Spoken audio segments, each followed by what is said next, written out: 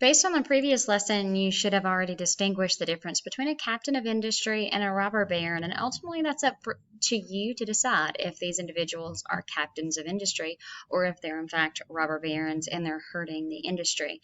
So Andrew Carnegie was a steel industry titan, Cornelius Vanderbilt, a railroad industry titan, Rockefeller Oil, J.P. Morgan, was banking, Philip Armour meat packing, and Henry Ford automobile. Okay, these are all titans of their industry, but the first of all of the great industries in the United States was without doubt the rail industry. So let's look at railroads and how they transformed America, its identity, and how they connected the United States and made it more of a like a solidified economic unit. Rails and the age of railroads. Okay, so we know that the U.S. government promoted the growth of railroads. They saw the advantage for linking the country, all of its parts, and so the U.S. government was invested in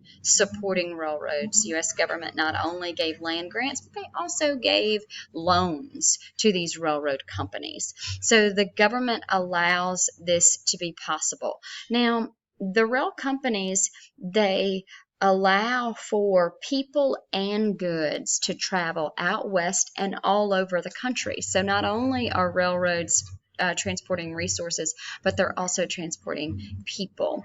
And it allows for the specialization of jobs, and like towns can specialize in certain things, like Minneapolis can specialize in grain production, while Chicago specializes in meat packing, and you've got places like Abilene that will specialize in cattle. So it allows for specialization for different cities within the United States, and then you can transport and trade goods so that everybody has a better standard of living. Okay. Now, the Transcontinental Railroad is the first railroad that links the East and the West, and that's finalized in 1869 with the Golden Spike in Promontory, Utah.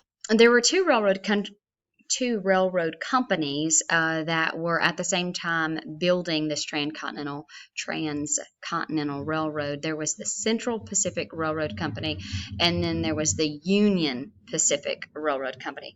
The Union Pacific Railroad Company was the company of the East here. Okay, and the Central Pacific, they were the Union Pacific here in the East, they were employing Americans, citizens, but they were also employing a lot of immigrants, like Irish immigrants seen here, and then a lot of soldiers who had come home from the Civil War, particularly like Confederate soldiers who might have been farmers before, and the entire South was pretty much destroyed. These former veterans might join the Union Pacific Rail Company here in the East and work on the railroad. In the West, though, the Central Pacific was working in the West, and the Central Pacific, they employed a lot of Chinese immigrants, as pictured here. That Transcontinental Railroad was complete in 1869. Okay, so the railroads create this mystical West, this romantic, mystical West. So to many people, the West is an opportunity for land ownership that they haven't previously had, and cheap land at that. So I can go out west, I can be my own man, I can become a farmer, make my own way in the world, and cheap lands out there. It also presents an opportunity for like adventure for many people. They see the West as this place of romance and adventure. And then you have this capitalistic system and advertisement that helps to promote that idea that the West is a place of opportunity. And so many Americans will move out west. And again, this is the age of immigration. America's population is continuing to expand outside of its bounds. So many people that move out west or work on the railroads are actually immigrants and brand new Americans that are coming in. Working on the railroad, it seems like this, romantic idea, but there are lots of fatalities. It's very dangerous work. In the first year that they published an accident report in 1888, about 2,000 people died working on the railroads. And even for those people who were just going out west and not necessarily working on the railroads, but the railroads provided an opportunity for them to go out west, it wasn't just a magical, mystical place.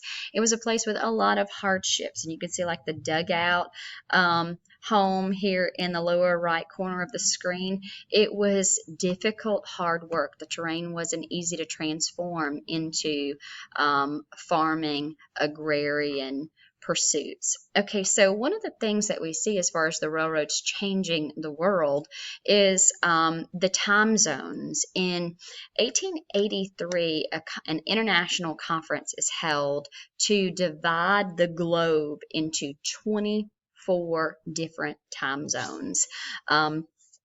And this Professor Dowd suggests that this conference be held, and it goes into practice. The U.S. will have 4 time zones. So we'll have the Eastern time zone, Central, Mountain, and Pacific time zones. Prior to that, every city, they would set their own time based on when the sun is directly ahead. That's noon. Okay, so there's a 15-minute time difference between the town of Boston and the town of New York prior to centralized and standard time. And so if you traveled from Maine to California, you might reset your watch 20 different times.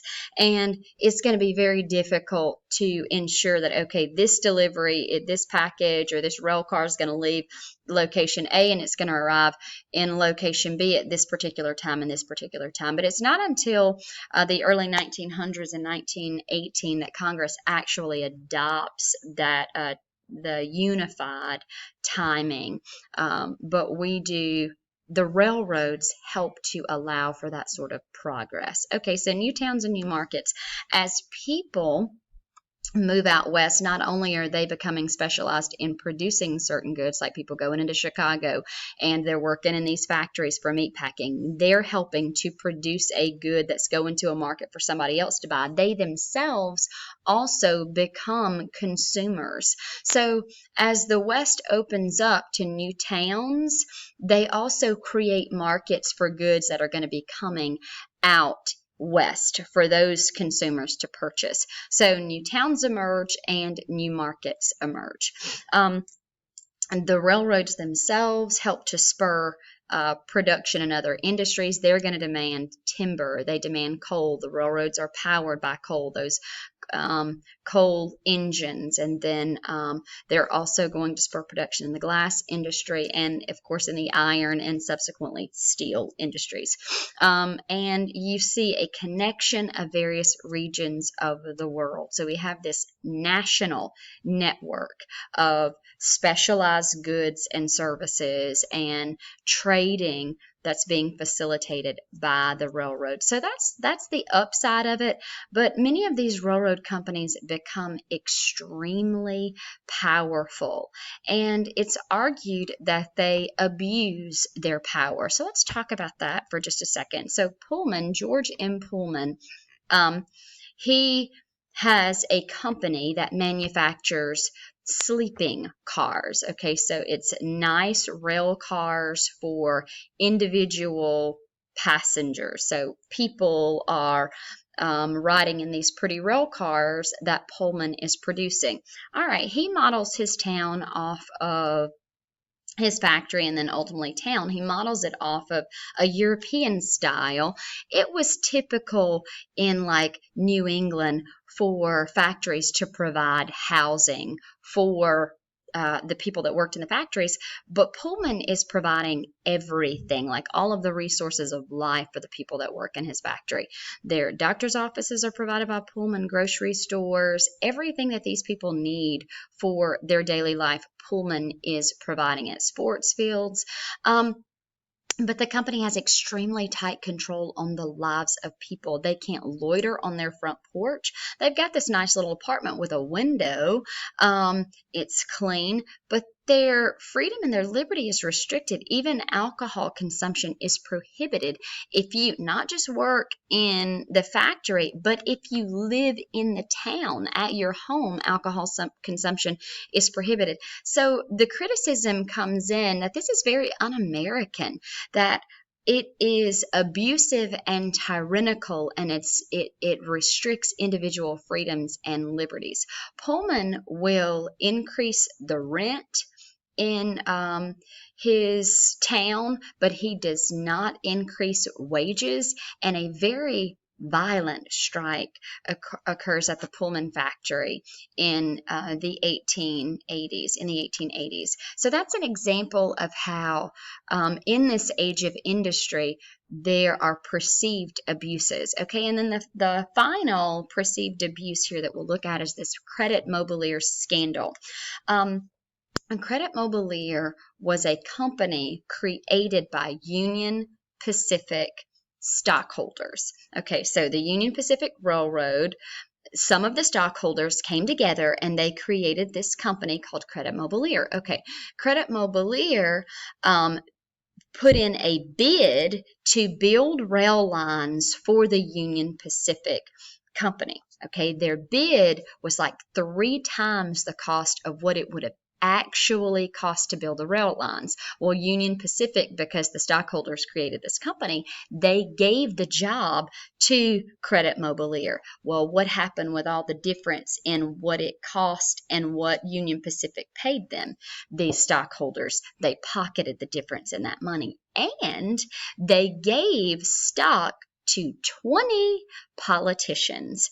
Some of the politicians were Vice President Colfax, Vice President Colfax, and also at this time Senator Garfield. He would become president. So a lot of leading officials were caught up in this scandal, and then the papers get word of it and it's printed, and the Republican Party, because these senators, these politicians rather, were Republican, it looks really bad for them. But ultimately there's nothing more than a little slap on the wrist for this political corruption. Okay, so there's political corruption and there are people suffering under the hand and power of the rail companies. So how do people respond? Particularly farmers feel oppressed by the power that the railroads have, and they form cooperatives to work together to try and fight against the power of the railroads. One of the cooperatives, or one of the groups, is called the Grange. The Granger movement tries to fight against these perceived abuses of the rail companies. Some stuff that railroad companies do: they will discriminate on their freight prices. Let's say that you've got a short haul that you want to transport your goods, your grain from point A to point B, and it's a short haul. There's nobody but this one rail company that has track in your area and that can do that. Well, they're going to exasperate the price, and they might charge you one price, and this farmer, a few miles down the road, a different price. These rail companies have that power. Okay, and then these rail companies work together to set very high freight prices. So farmers feel like the rail companies are working against them to keep them in debt, and they want the government to step in and set limits on the power of these railroad companies. So they start to advocate and they vote for politicians that support their agenda, and they elect, in Illinois particularly, and in the Midwest, they elect politicians who help to enact laws to limit the power of rail companies. These are called Granger Laws. Some of the Granger Laws that are passed in Illinois and some of those Midwestern states, they prohibit discrimination, and they set like freight ceilings, like you cannot charge a freight any higher than this. And these laws are helpful for farmers in these agrarian areas. The Supreme Court will uphold the Granger Laws in Munn versus Illinois. Supreme Court will uphold the Granger Laws in Munn versus Illinois. So some of the limitations come in with the Interstate Commerce Commission. The Interstate Commerce Commission is given the authority to oversee trade, not within the state, but trade